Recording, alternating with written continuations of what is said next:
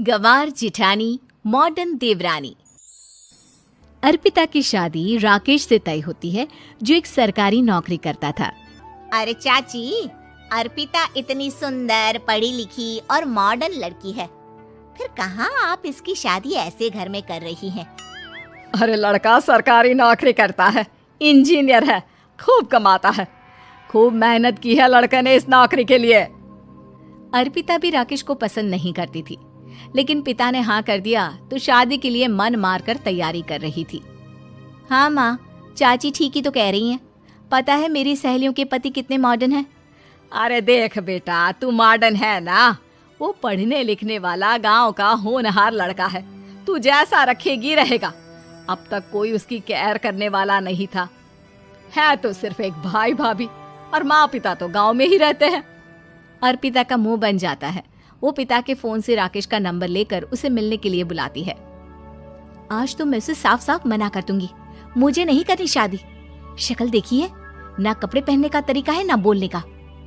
अर्पिता राकेश से मिलने जाती है। अब क्या हो गया, आपने मुझे अर्जेंट मिलने को बुलाया, सब ठीक तो है ना? हाँ सब ठीक है, पर मैं आपसे कुछ कहना चाहती हूँ। आप ना इस शादी से मना कर दे। राकेश की आंखें अर्पिता की इस बात से लाल हो जाती है। वो रोंदे गले से कहता है, लेकिन शादी की सारी तैयारियां हो गई हैं, मैंने आपके साथ एक अच्छे भविष्य का सपना भी देख लिया है, ऐसा मत करिए प्लीज। माँ पिता के अलावा मैंने किसी को दिल से अपना माना है तो वो आप ही है। देखिए, मुझे आपसे कोई समस्या नहीं है, लेकिन आप मेरे जैसे नहीं हैं। मैं मॉडर्न लड़की और आप। मैं आपसे वादा करता हूँ, जब तक आपके लायक नहीं बन जाता मैं कभी आपसे बीवी का हक नहीं मांगूंगा। अर्पिता राकेश का प्यार देखकर पिघल जाती है और शादी के लिए हाँ कर देती है। दोनों की शादी हो जाती है, लेकिन शादी के बाद राकेश की भाभी, जो कि पूरी की पूरी देहाती थी। ए राकेश, उठ, जब पानी भर कर ला, और तेरी बीवी को बोल के चूल्हा लगा दिया है, रोटी बना ले। क्या है ये सब? और तुम्हारी भाभी इस तरह चिल्ला क्यों रही है? क्या करूं, भाभी ही खाना बनाती है और मुझे पढ़ने के लिए इस घर में रखा, तो मैं घर का सारा काम कर देता हूँ। अब तुम आ गई हो, अपने तरीके से देख लो। ये मकान तो तुम्हारे पापा ने बनवाया था ना, शहर में, ताकि बेटा पढ़ाई कर सके। हाँ, पर भाभी ही पूरे घर में रहती है। ठीक है, देखो अब। अर्पिता बाहर जाती है। सूट पहनी अर्पिता को देखकर जेठानी का पारा हाई हो जाता है। ए शहर की हीरोइन, यहाँ ना चलेगा ये सब, समझी? साड़ी पहनो, साड़ी। वो नारंगी वाली निकाले हैं तुम्हारे लिए, जिसमें हरे रंग का फूल बना है, और सीधे पहुंचो रसोई में। मेरे आगे नहीं चलेगा ये सूट बूट का नाटक, समझी? देखिए भाभी, आप बड़ी हैं, आपने राकेश की पढ़ाई में मदद की, लेकिन ये मकान इनके पिताजी का है, तो मैं अपना पोर्शन अलग कर रही हूँ। मैं आज से आपके साथ नहीं रहूंगी। जेठानी का तो मानो पारा ही हाई हो जाता है। और ऐसा कैसे नहीं रहेगी? हाँ, और कौन बोला कि राकेश अलग हो जाएगा? वो अपने भाई के बिना नहीं रहता। आज देखिए तो, देखिए कल के आई छोरी क्या बोल रही है। राकेश के साथ बात हो गई है, मैंने ऊपर का हिस्सा राकेश को दे दिया है, उसके अपनी जिंदगी शुरू हो रही है, तो अच्छा है ना कि अब रसोई भी अलग हो जाए। अर्पिता राकेश की ओर फक्र से देखती है कि उसने अर्पिता के लिए स्टैंड लिया। अर्पिता बाजार में जाकर सारा रसोई का सामान ले आती है। पिता के दिए सामान से घर सजाती है और अपने तरीके से पूरे घर की सजावट करती है। शाम को राकेश ऑफिस से आता है। कुर्ता पैजामे में राकेश को देखकर, अरे ये क्या पहना है? भाभी सिलती है ना कुर्ता, मैं सारी कमाई भाभी को ही दे देता हूँ। लेकिन अब ना बीवी को देना होगा, क्योंकि भैया भी अच्छी नौकरी करते हैं। भाभी अपने पति का पैसा संभालें और मैं अपने पति का पैसा संभालूंगी। तभी भाभी आ जाती है। अरे देखो, बहुत हो गया। हाँ, अलग रहने तक तो ठीक था, लेकिन पैसा हम एक फूटी कौड़ी नहीं देंगे। बचपन से तुम्हारे पति को हमने पाला है, उसका हिसाब दो। अच्छा, हिसाब चाहिए? कितना पढ़ी है आप जो आपको हिसाब चाहिए? बड़े भाई हैं उनकी, जिन्होंने उन्हें पढ़ाया लिखाया, वो हिसाब मांगेंगे तो जरूर दे दूंगी भाभी। अरे देख, हाँ, अगर तूने पढ़ाई की है तो मैं भी अंगूठा छापना हूँ।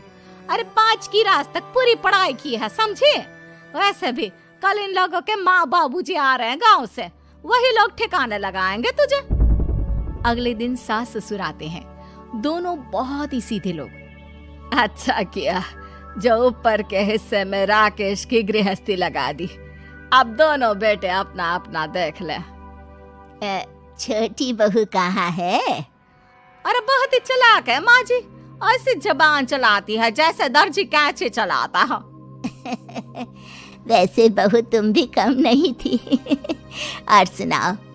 तभी छोटी बहू सास ससुर के पैर छूकर उन लोगों को चाय और नाश्ता देती है। माँ जी, आप थक गई होंगी, मैं खाना लगा देती हूँ, ऊपर आ जाइए चाय पीकर। अरे बस बस, यही रहेंगे वो, क्योंकि बड़ी बहू मैं हूँ। हमेशा से इनके माँ बाबूजी मेरे पास ही आए हैं। चलिए माँ जी, आप ना किचन में खाना बनाइए, मैं जरा बाजार होकर आती हूँ और फिर साथ में खाना खाते हैं। जेठानी बाजार निकल जाती है और सास ससुर बेचारे घर पर अकेले।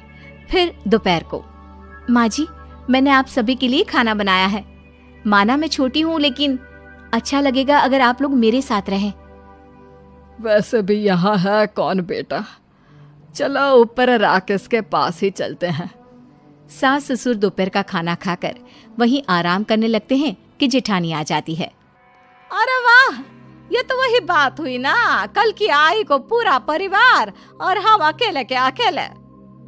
भाभी देखिए, परिवार में प्यार से रहा जाता है, ना कि चालाकी से। अम्मा खाना कैसे बनाती, पहले ही गांव से थक कर आई हैं। हाय रे दया, तो मैं का बाजार से ऐस करके आ रही हूँ। अरे भूख के मारे मेरा सर दर्द हो रहा है, पर यहाँ मेरी फिक्र कौन करेगा।